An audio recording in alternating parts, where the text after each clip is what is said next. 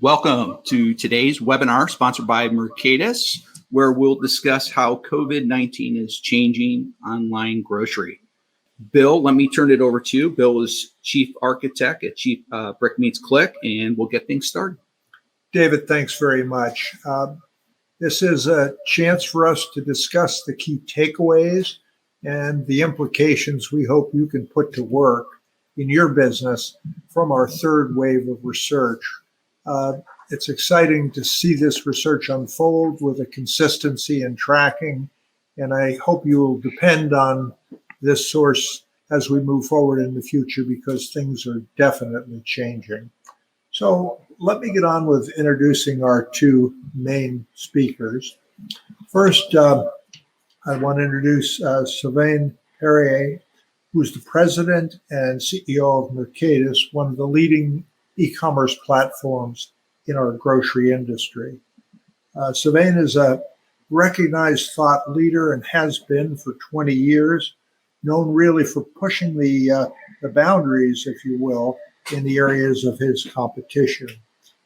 In addition to doing that and running the business, he hosts the Digital Grocery Podcast and has been recently recognized as a grocery game changer by the editors of Winsight and named a top 10 influential in retail 2020 by the Retail Information Systems Group. He'll be joined in the session with David Bishop, partner at Brick Meets Click and the individual who really is responsible for driving our research in this space. David started his business career in the restaurant business and then has transitioned over to retail and focusing originally on convenience stores and now much more on the larger stores. And he's done an incredible job of teasing insights, as you'll hear, out of the data. So we've got a good session. My role will basically be to ask questions, and if I hear something that I find a little confusing, I'll ask for clarification on behalf of you, the audience. And you can count it, I can get confused pretty easily by some of this stuff. So, David, back to you. Yeah. Well, we'll try to be as clear and as concise as possible with you, Bill, but we appreciate the opportunity. I think it's worth noting if we step back, as you know, Bill, at Brick Meets Click, we've been focused on examining or understanding how technology is changing the way we shop for groceries since its very inception, right? 2011, 2010, when we set up Brick Meets Click. And we, in fact, specifically focus on grocery retail as we recognize that, fresh products uniquely are very different and challenging selling online as compared to apparel or electronics or even books.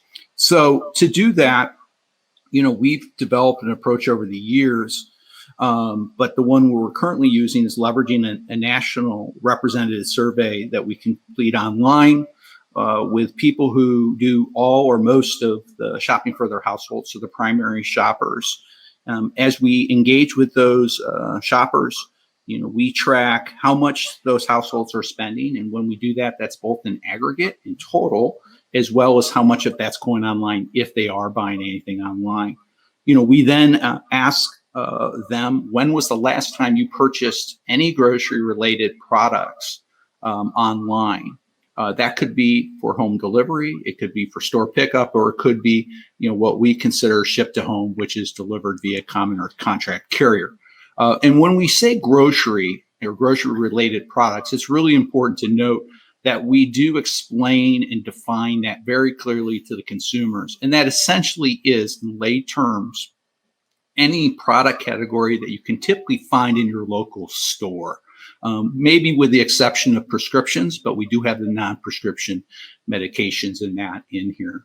So as we dig into that, we look at the past month. We use past month as a proxy for what we define as the monthly active user base. So very similar to the monthly activity users that social media would use, we use that time frame. And when we look at that time period, we look at how many times did those households buy online, Where did they place those orders online? And how did they receive those orders? For the purpose of today's discussion, we're really focusing only on 2 of the 3 fulfillment methods. We're focused specifically on home delivery as well as store pickup. That whole home delivery could be delivered by a first-party provider, someone like a Fresh Direct, who owns and operates their own fleet of vehicles. It could also be a third party, which could be, companies like Instacart, Ship, Postmates, and things of that sort, as well as local fulfillment last mile providers that retailers are contracted with. And then from there, we dig more specifically into the most recent purchase to really understand the drivers of satisfaction and, more importantly, the likelihood to repeat or use that same service again, as we use that for many different things internally, whether it's our market forecasting or helping to evaluate the strengths and weaknesses of different services. So we use that as a backdrop for this conversation today. What's that? And with that, everything is weighted based on age. And again, all the insights we'll be drawing from will be from a collection of the various surveys we completed over the last 6 months. And about how many people in the surveys? So currently we're running around 1,700. Keep in mind that about 1/3 of those would be self-identified as having purchased online within the last 30 days for delivery or pickup. And on that second point, for delivery or pickup, is it fair for us to say that for delivery or pickup means basically online shopping provided by brick and mortar retailers? I know there are exceptions, but I'm trying to be sure that people get a feel for the category. And maybe you could make it a clear distinction. Yeah, so we're including our conventional grocers, our specialty grocers. We're including our online grocery delivery providers. So that would be most notably Fresh Direct. In some markets, like in Chicago, it used to also include Peabody until they exited. But it would also include your mass discounters, folks like Walmart and Target as well. And more recently, some of the hard discounters that are out there, notably someone like Aldi and more recently Dollar General. But just take Kroger, for example. Is this everything Kroger sells online? No. And the reason is Kroger also has a ship to home component. We've excluded that from this discussion because we know, as you remember, Bill, from earlier conversations, that's more the spear phishing occasion where someone's going online and having 1 or 2 unique items, maybe hard to find personal favorites, and then ship to them 1 day, 2 day via a common carrier. So I know we wanted to jump in and share the scorecard from last time. I think the headline that we shared in the press release really is, online grocery, again, defined as pickup and delivery, continues to set new records. I don't think we fully anticipated how dramatic a change this would be. But as you can see here in May of 2020, we've now reached $6.6 billion, and that's on a monthly basis. Okay. Compare that to August 2019, which is our proxy for pre-COVID, which was at 1.2. So we've had this exponential growth, this surge that we've talked about in past months that is absolutely unprecedented and has brought, opportunities along with some challenges. What's driven that, if we decompose sales, is primarily 2 things. We have the average order value, or the spend, which in May climbed 6% on a month-over-month basis from 85 to 90.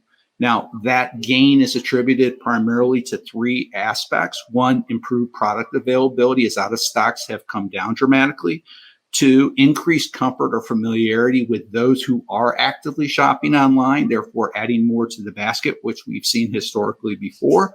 And 3rd, we do have price inflation that really became very pronounced at retail in April and continued, in fact, increased in May. And then secondly, the orders. The orders grew again month over month versus April, 18%.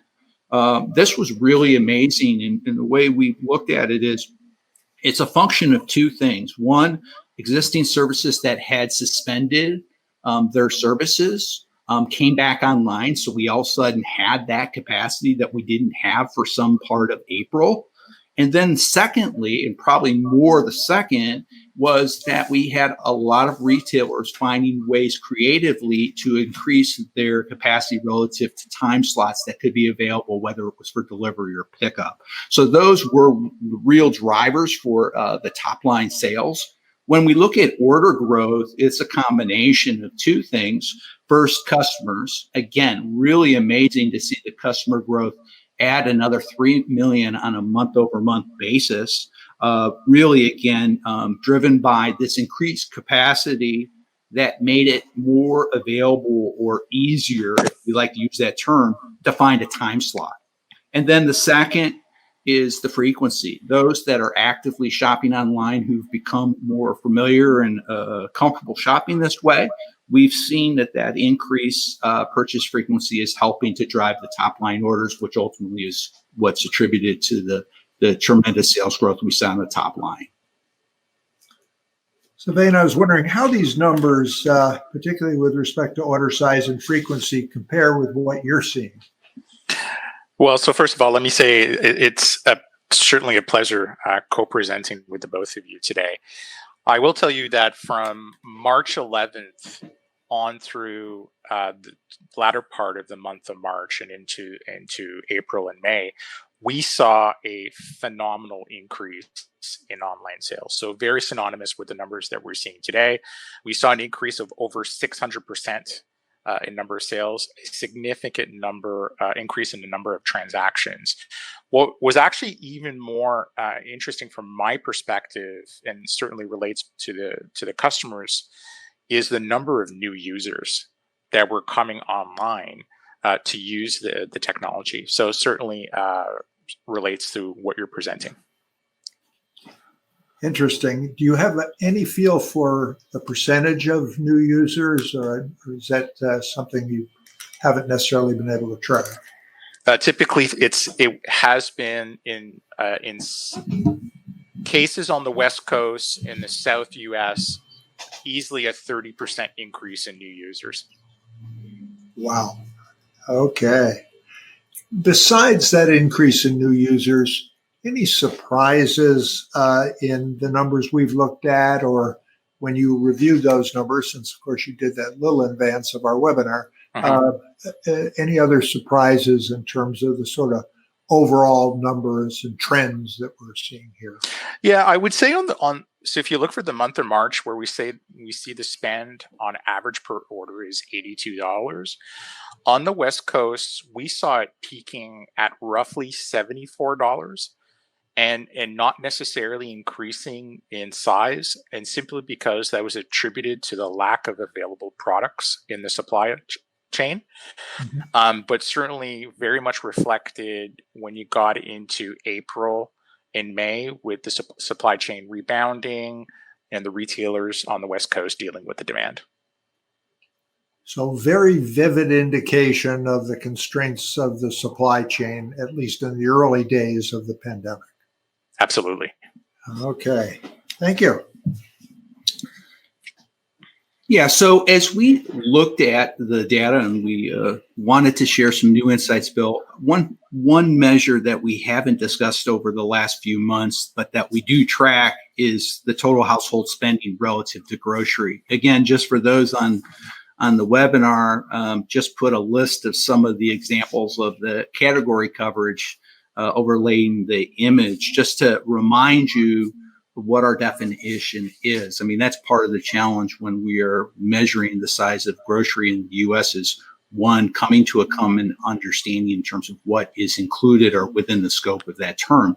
But, as we could look at the chart here, obviously, we saw initially and documented initially a dramatic increase of about 37% spending between pre-COVID and the first month we had COVID, which is March. That's a $55 increase. The pre-COVID that we had in August really was a fairly stable number that, as we've watched over the years, doesn't dramatically change. And it leveled off and peaked in April. And now we're starting to see a slow descent. We see a decrease of about 15% in the month of May. as we get to more normalized buying behaviors. The panic buying or hoarding, whatever term we want to use, was more present in March, but has also continued as we still deal with supply chain interruptions. But I think what's interesting beyond seeing that sales come down is recognizing what we just talked about with the online growth being so impressive right now. It implies that we're at a much higher share of total sales going to online, which we would probably estimate right around 20% right now. And that's not a business model that a lot of grocers had anticipated operating in today.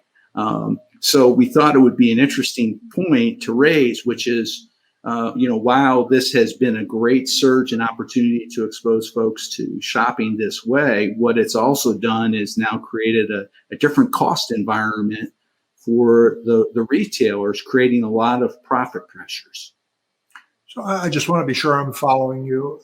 Up until this point, we were talking about online sales. Yeah. But the chart we're looking at right now is the total household spending, online and in store. Am I getting that right? It's online and in store, and within online, this also would now include the ship to home. Okay. What we have seen is ship to home actually has declined slightly over the last couple months due to some of the same challenges that the pure plays have been wrestling with as in the physical grocery space. But what we've seen is online for pickup and grocery hasn't necessarily turned the corner yet, at least in aggregate at the household level.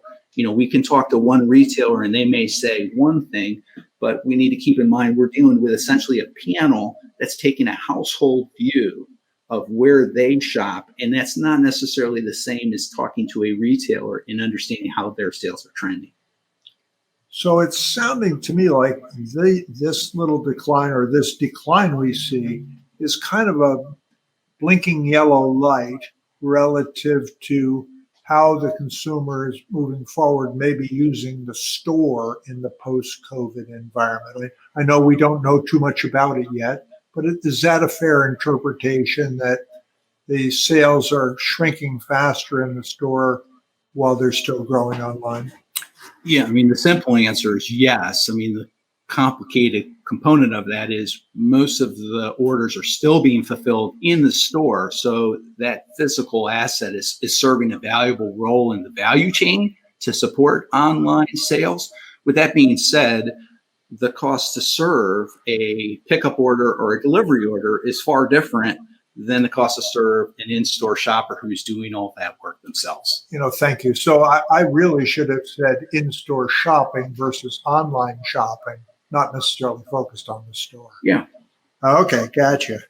So, Van, maybe again, how does the kind of thing we're talking about now compare with what you and your team are seeing? Yeah, I think a lot of it depends on the market and have they rebounded, meaning have they started their initial phase of loosening the pandemic rules. I will say in certain states where that is the case, where the rules are a lot more relaxed, we're actually seeing an online sales decline of roughly 5 to 10% on a per week basis. And certainly the month of June, that has somewhat accelerated a bit. In other markets where there still remains a strong concern because of the pandemic, the reality is online sales remain relatively strong.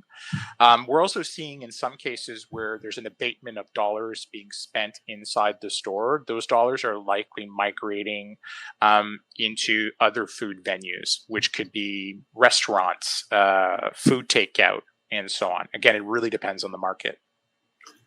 That's a really helpful observation. And clearly we've got lots and lots of differences in the market. So thank you for and to build on what Sylvain was talking about, again, the difference between POS data and panel data, one is looking at it from the retailer point of view, the other is looking at it from the household. So depending on the visibility that even a retailer has or a provider like Mercatus, they may be seeing only partially the picture of what the household spending is. with that being said, panel and POS data are complementary. They both have a purpose and a role. In the case of what we're trying to do, we find that the panel is a little more of a preferred methodology, just simply for getting that holistic picture. That's really a great point, David. And I want to come back maybe a little bit more broadly to surveying and sort of say, we're looking now to the future and wondering, are you hearing retailers express any issues or concerns about moving into the second half of the year that, of course, recognizing to your point, it depends on the market, but any things that might be surprising or particularly interesting we could tee up here in the conversation? No, absolutely. So what we're seeing in the context of retailers in the US, do they accelerate capital investments around e-commerce to be ready in case of a second wave? And those capital investments could be facilitating contactless order pickup.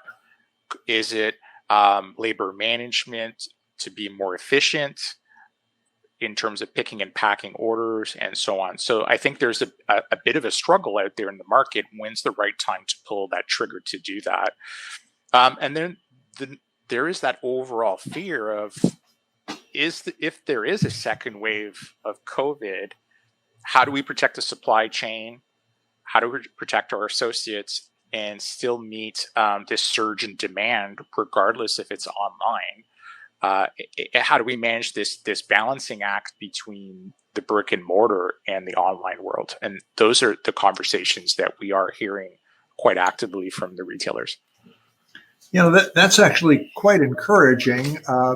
Sounds like they've passed through the worst of the struggle just to keep up and are now giving some real thoughtful consideration to where to put the capital or where to put their energy or how to work with their supply chain partners. So I guess that ought to leave us better prepared the next time around, assuming there is a next time around. Would you think that the track is being laid for that kind of outcome? I think so. I think what we hear out there is some retailers are simply treating this as a surge in demand and are preparing themselves for that. In other cases, there's this notion it's much more than just a surge in demand. It's a surge in demand and protect at the same time. And I think that the balancing act is between what's right and wrong between protecting and this surge in demand. Well, they can really understand the instinct to protect, since the competition is heating up for that business. So yes, good for them. Well, David, back to you. Excellent. So the next chart we are showing here is the share of order volume between just pickup and delivery. Again, we haven't included the ship to home. If we did, ship to home has steadily declined over the years, partly as a result of the fact that now there's increased availability of shopping in the market a different way, and it is the preferred way, especially for groceries. I just want to ask, has it declined or has the share declined? Okay, good nuance. The share of orders has declined. Everything has risen, but it has risen at a lower rate. But again, what we're focused on, because our audience is primarily the brick and mortar retailer, is the share between online and delivery. And in early 2019, we had declared that pickup was really becoming much more strategic economic priority for grocers. We've seen that play out. Leading into the COVID, pickup was the dominant and preferred method. We know there was very little crossover. And what we saw in March, because of a lot of the capacity constrained growth that faced retailers with the surge in demand, is, pickup really picked up the slack, so to speak. But what we've seen since then in this improving conditions is that delivery is now representing a larger share or growing its share of order volume as this business grows. So just like we talked about the implications to the retailers about having a higher share of total sales being derived from online and the cost implications associated with that, here we have a similar or parallel trend where we're seeing a shift to the highest cost to serve method of fulfillment method, that being delivery. And so as we look at that, we aren't telegraphing that we expect that trend to continue, because as we move forward, we're dealt with the complexity of not just the concern for catching coronavirus, but more importantly, the economic calamity that's been unleashed on households, where we now have over 50 million, at least according to our research, indicating that they've had a dramatic drop in income, which means that there's going to be a reconfiguration of the price value equation, probably with a more close eye to the explicit costs associated with utilizing these various services. So with that being said, we would anticipate going forward, as a lot of this federal support runs out, that anyone who still wants to shop online for delivery or pickup may be more inclined, especially if their household has had negative financial impacts experienced in the recent time, to the lower cost pickup option. Thank you, David. That's it's not an easy call, and so Sylvain, I guess we're interested at this point in your view on preference between pickup and delivery, and maybe if I can cut it really thin, if you saw it, the preference for the consumer or customer, and then if you saw the preference for the retailer, and of course, people who you talk to routinely. So preferences for either or both those groups? It really depends on the market. So if we look at Southern California, there's always been retailers have preferred delivery. If I look at East Coast, specifically North Carolina, South Carolina, it's quite the opposite. The reality is, with the surge of COVID-19, retailers prefer to have delivery channels activated to minimize the impact of their associates and foot traffic inside their stores. The reality is, a lot of the delivery services were not prepared for the surge in demand. The default became pickup. And in some cases, we saw a complete 180 in certain markets, shifting from delivery, moving to pickup. In other areas where they had pickup, where delivery was abundant, again, it was a complete transition. So, one of the things I guess we're going to just have to get used to, as you've consistently pointed out, given the kind of depth of experience you have, is it really depends on the specifics of the market before we try to make a kind of general conclusion. And that's really helpful, because I think a lot of people would oversimplify compared to what you're presenting. Thinking here a little bit about from an executional point of view, and recovering some of the costs associated with the additional fulfillment services, be they all the way through delivery or to pickup. Any perspectives you can share without going into confidentiality or details on markups or fees or some blend of the two, as to what seems to work well? Yeah, a lot of retailers decided to set certain thresholds for basket size. So, for example, if your basket topped $100, delivery fees were free. In some cases, some retailers decided, depending again on the market, because their customers may have been adversely impacted financially, they actually decided to waive any of the fees and absorb the costs.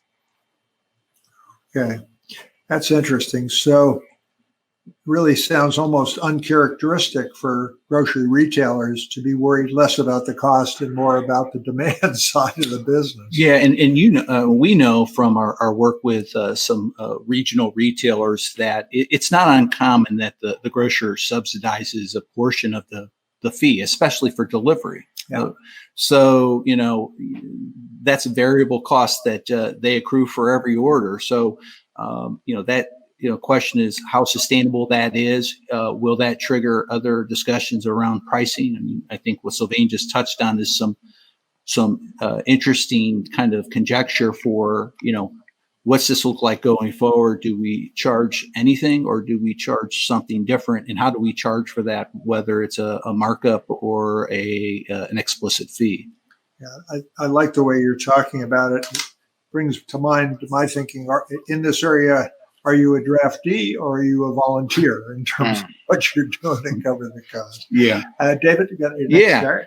So as we kind of move to the next area, we talked about looking at the triggers for satisfaction and consequently the likelihood to repeat. So one of the rates that we track, we refer to as the repeat intent rate, looks specifically at the most recent purchase that households made within the last 30 days and ask them very clearly about their likelihood to use that same exact service again within the next 30 days.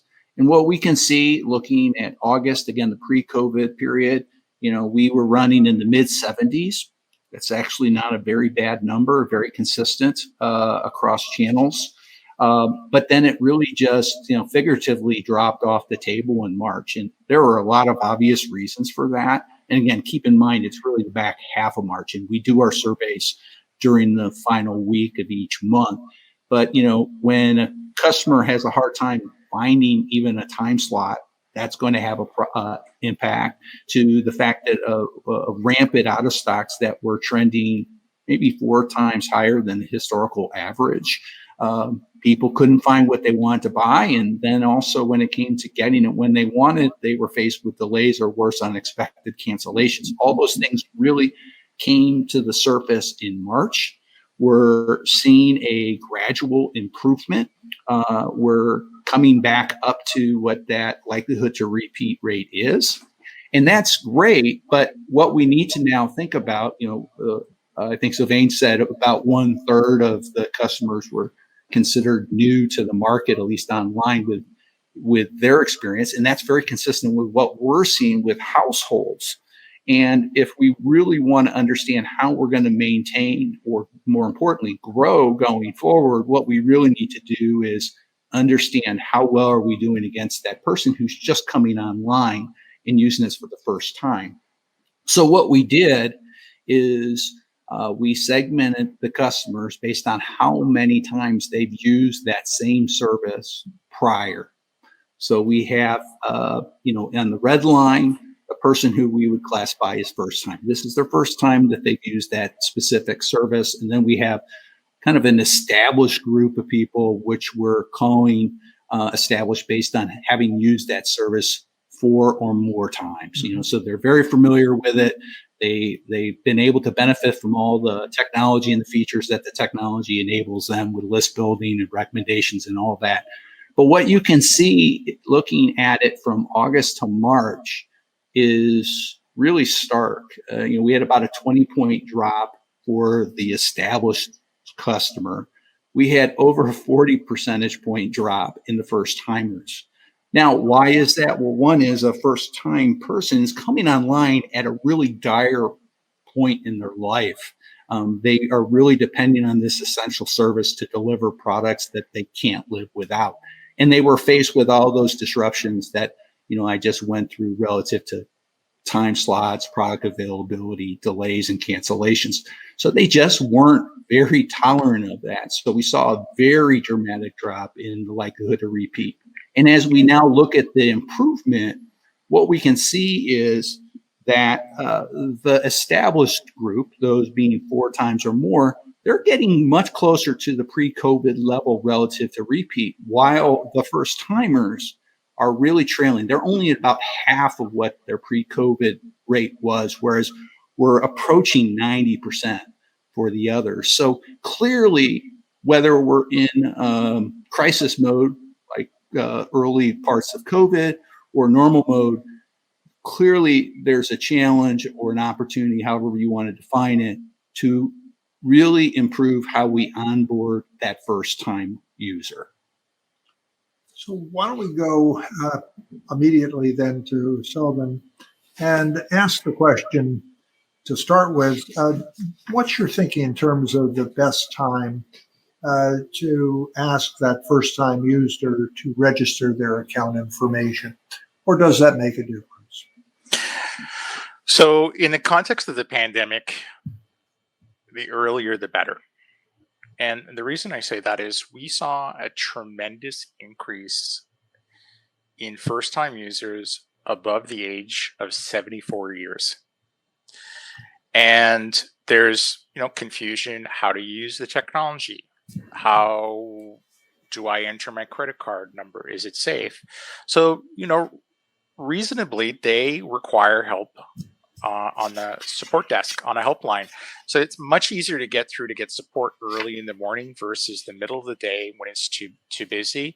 So we were actively trying to encourage our retailers to go out there and to let people know, if you need help, please do it early in the morning.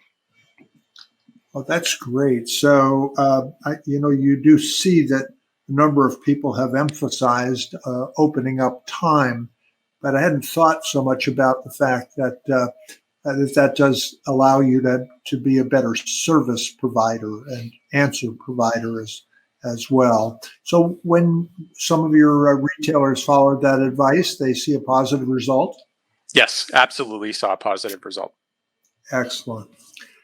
Sort of bridging back in the same area around registering and integrating, sometimes it's easy to forget that we've got good data, for example, from loyalty programs. Mm-hmm. Have you seen retailers benefit from doing a serious job of integrating their loyalty data into their online platform? Yeah, absolutely. I think the easiest one to point out is if you have transactional data that is tagged with a loyalty ID. For example, if I go to my favorite retailer and I consistently buy online or I'm buying in store, my transactional data has my associated loyalty card number. Mm-hmm. What a service provider can do with that is preload historical transactions into the online platform, making it that much easier when a new registrant comes on board and assigns their loyalty card ID to be able to pull down their last order, completely eliminating the need for them to struggle in building a basket, making the checkout process that much more frictionless and that much faster. Oh, what a good idea. So effectively, instead of asking somebody to struggle through the effort of building that first order, you pre-build it for them. They can see it, they can identify with it, and they can execute kind of one click. Absolutely. Ooh, good idea. I bet there's some people writing that down right now. David. Yeah, I think we could have used that onboarding Kathy. Yeah, that's another matter. Yeah, exactly. So now what we're going to do is look at some of the kind of customer segments. And in this case, we're looking at it based on age. And age, especially when we talk about technology, has a high kind of negative relationship. That is, the older you get, the less technically able you are. Yeah, no, I'm not looking at you, Bill. But as we look at the total active user base of customers who are using online shopping for groceries, either delivered to their house or picked up at the store. Obviously, young families, that would be the 30 to 44-year-old segment, is representing the largest age cohort. That makes a lot of sense. This was right around the time period that many life events are occurring. People are getting married. People are having children. They may have, the most kind of discretionary spending relative to their households, or potentially just simply place a higher premium on their time and sanity, as opposed to having to take the little ones to the store with them. And they are also the largest spenders on a household basis, simply because they are the largest households of any age cohort. But when we look at the biggest opportunity, we say it's the older consumer, those over 60. They represent 16% of all those active customers online during the past 30 days. But why that's interesting is when we overlay the share of population for adults 18 and older, you can see is they're about half as likely to be actively shopping online as compared to many of the other age cohorts. And the 30 to 44 is much more likely. And there's reasons for that. But as we look at this opportunity, I mean, we've heard plenty in the media that this age cohort is higher at risk for contracting and complications associated with COVID-19. This age group also happens, just because of their age, more likely to be disabled, where they need help shopping, whether it's mobility or daily living. And the other challenge that they have is the segment, really surprisingly, is not very technological, in the sense that 27% of those adults in that age group don't use the internet. So if they don't use the internet, they're likely not shopping online. I'm not sure how you can do it elsewhere, any other way. And from an opportunity standpoint, this is by far the fastest growing age segment of any of the others by a factor of 4. So even the next closest is 1/4 the growth rate expected over the next 10 years. So it's clear that there's an opportunity and a challenge here. And the question is, how do we best address that? Because this is a segment that really could value and come to depend on this, but at the same time, they're also probably the hardest to reach and to change, just given their state of their life cycle. It sounds like a normal challenge of life. The most important things are the hardest to attack. Someone I was wondering, I know you sort of stepped ahead into this question a little bit with information on the early in the day registration, but any other observations you might have in terms of things that are helpful to overcome some of the barriers that David sketched out, primarily bringing the over 60 group on board, and if maybe we don't have anything in that area, are there some, shall we say, contemporary issues that we have to worry about with the 60 plus shoppers? Yeah, I will say this is one of my favorite slides in the presentation, because it underscores what I think as an industry we're going to need to focus on in the coming months. So if you look at the over 60 category in the United States, less than 74% have access to high-speed internet. If you were to strip out smartphones, it's less than half of that. The reality is a lot of the retailer websites that are out there to do e-commerce are not properly designed for people over the age of 60. They're too complicated. So we've been advising retailers in the middle of the pandemic, turn off the items that you don't need, that are irrelevant to getting people in and out of the experience to buy items. 2 is websites need to be designed ground up for ADA issues, so the American Disability Act, so people that are visually impaired. And even I find myself sometimes having to bump up the font of a website to be able to use it because it's difficult to read. So I think we need to consider that. The other recommendation that we put forward is bundle products. So bundle water, bundle toilet paper, create kit number 1, create kit number 2 to make it easier for people over a certain age to buy the items that you need. The advantage that you get as a retailer is supply chain control, both in store and in the back office as well. Well, that's a nice array of opportunities. In terms of the things you don't need that you're seeing and encouraging people to turn off before they get to some of the redesign given ADA standards and the bundling notion, which is a great one.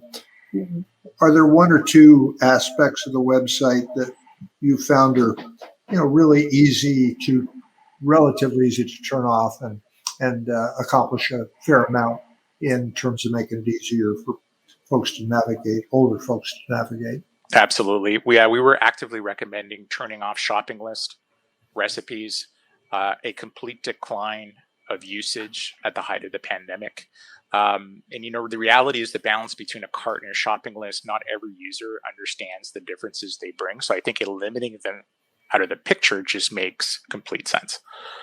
Perfect. Thank you. David, back to you.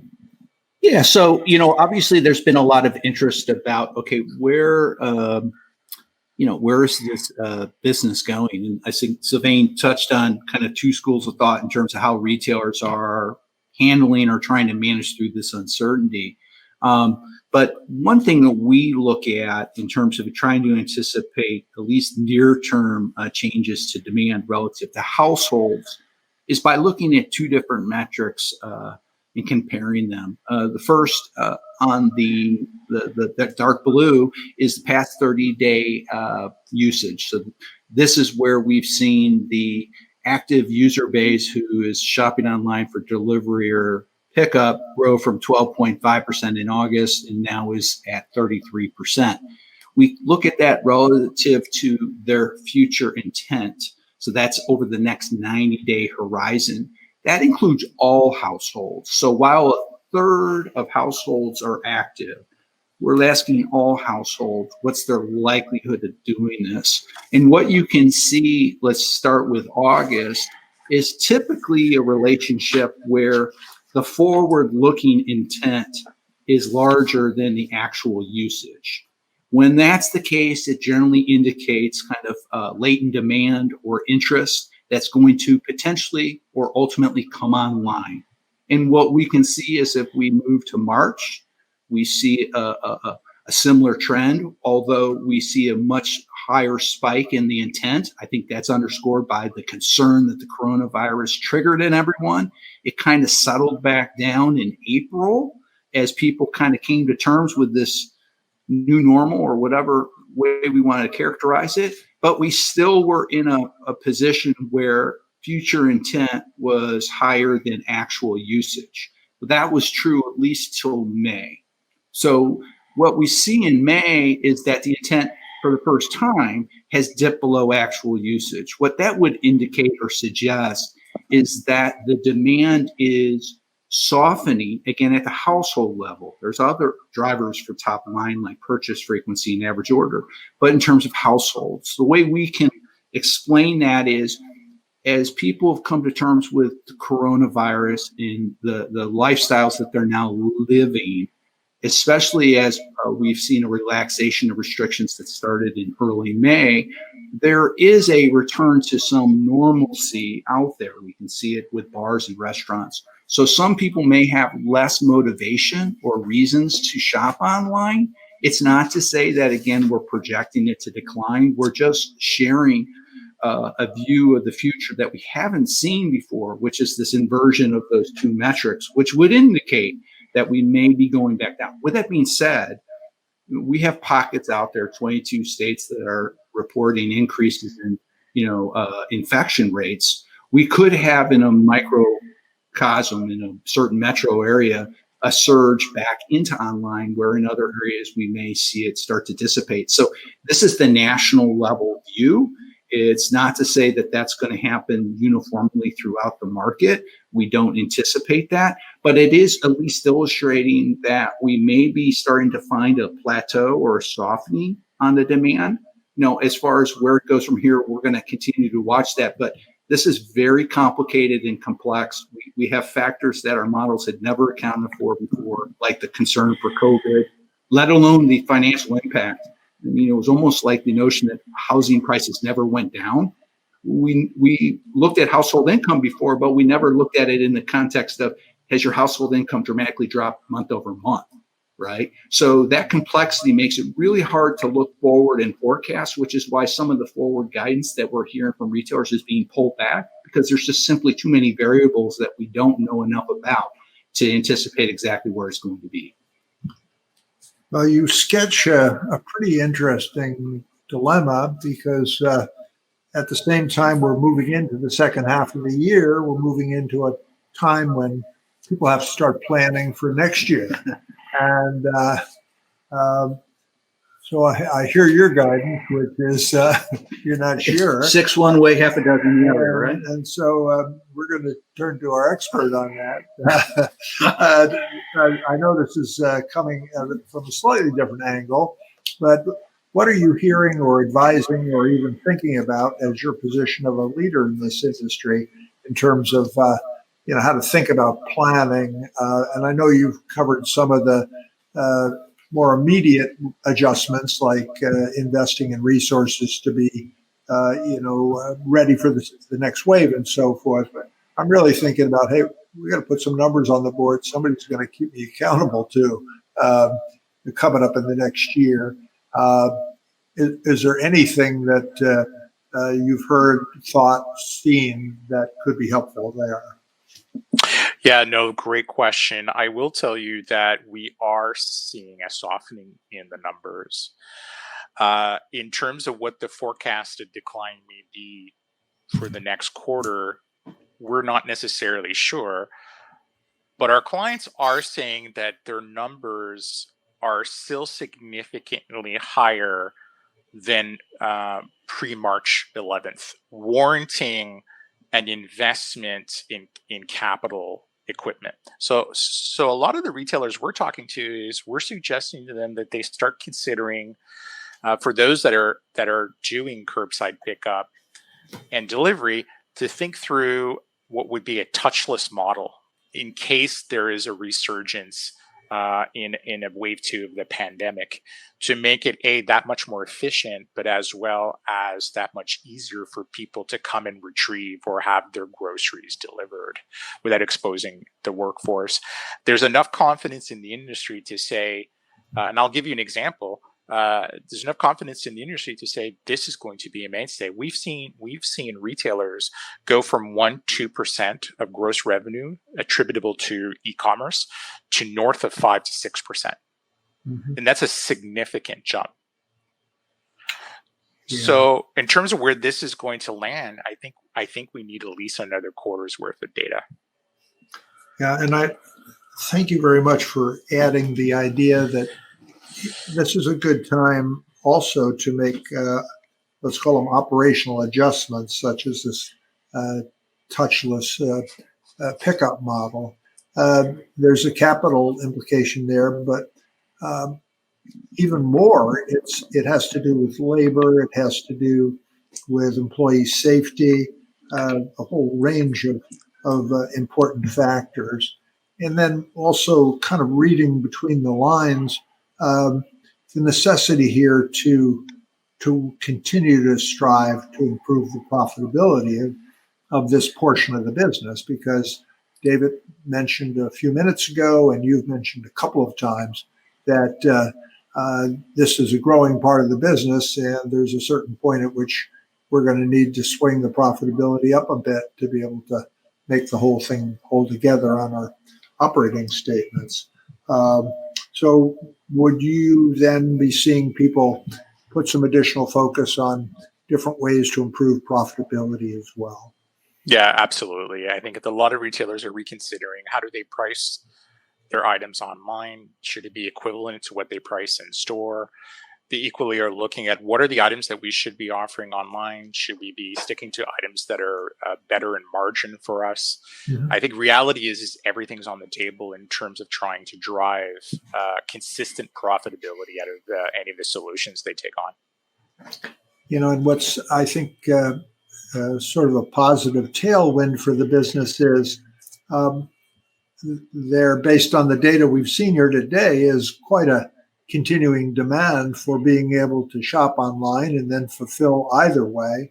So I'm going to assume that consumers are going to be maybe a little more tolerant or flexible moving forward than they were in the past, because it's going to help them get them what they want. Does that sound like a fair interpretation? I hope I'm not reaching too far. No, it's absolutely true. I think the reality is what we're seeing pre-pandemic is that the reason why people were buying groceries online was the number one driver was convenience, and quickly followed by price, quickly followed by selection. The reality is that didn't necessarily change during the pandemic, and the reality is the number one driver is survivability. I need something to eat. Mm-hmm. And so I think we equally saw a lot of people shift. And again, we need to look at the data, shift in terms of their preferred brand and shift in terms of the quantities they buy and so on. I think that will change. But again, convenience will remain the number one driver. I love your perspective on it. So we're going to go to a couple of questions. The first one, and there may be a second one as well, is for David on sort of clarifying points. David, could you explain why August 2019 you put up a number in the intent to repeat of 74, and then March 2020 it's at 43? What's going on there? Yeah, so just real quickly, totally two different experiences occurring at those two times. The reason why we saw the number plummet was simply it was harder to get a time slot. It was harder to get the products that you wanted to buy, and it was harder to get them when you wanted. So when all those three things combine, it explains a lot of the drop. With that being said, even if you were able to get 43% of the customers during March to come back and repeat, you still would have seen a pretty impressive month over month gain in active users shopping the site. And I just want to bore down in terms of being sure we all understand the terminology here. We're talking about a very high, your numbers here are high ratings to repeat the same identical service again. So it's not like more broadly go online. It's I have a high likelihood of repeating that service I just used again. Is that correct? That's right. It's one way you say it's a top 2 box score. It's extremely or very likely. Again, if you're the customer and you went to go buy 10 items and you could only find 4, that's not going to bode well for a repeat. Or you may have ordered 8 but then only got 6. Or you ordered 4 and then all of a sudden your order got canceled. All those factors are going to drive that repeat rate down, which is what we saw in March. And we're continuing to see a gradual improvement because the supply chain, the availability, the capacity is starting to catch back up. So then a number of questions here relate to the proportion of fresh versus center store. And of course, we've got the kind of ongoing issue of, I can buy packaged goods, but I want to buy the fresh stuff myself. What do you see in terms of the migration of fresh product into the orders that you're handling across your platforms?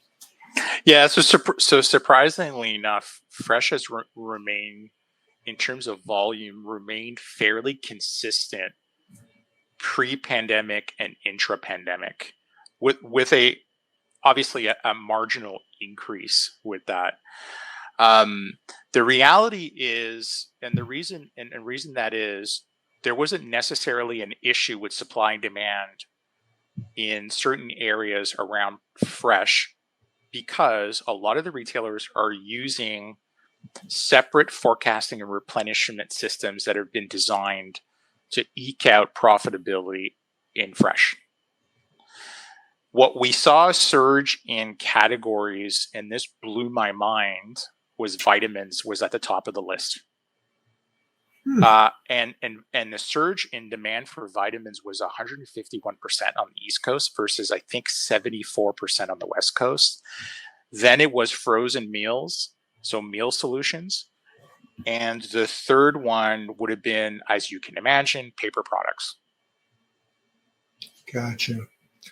So it may be my distracted mind at this point, but so are you saying we're I don't want to use the word stuck, but we're not really expanding in the share of fresh in a way that might have been expected? Correct. Yeah, I think there's still there's still a sense of trepidation, pandemic or not. Are the fresh items truly going to be as good as they may be if I pick them myself? Gotcha.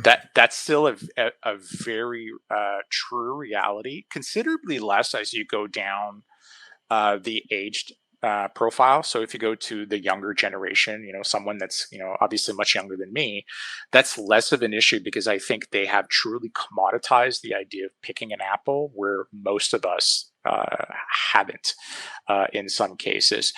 And you throw in the pandemic into the mix, people are actually focused on buying items that are won't perish as fast.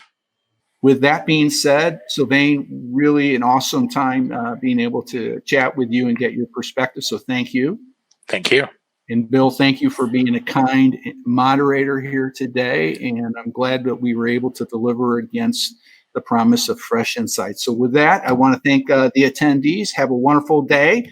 And this concludes today's session. Have a great one.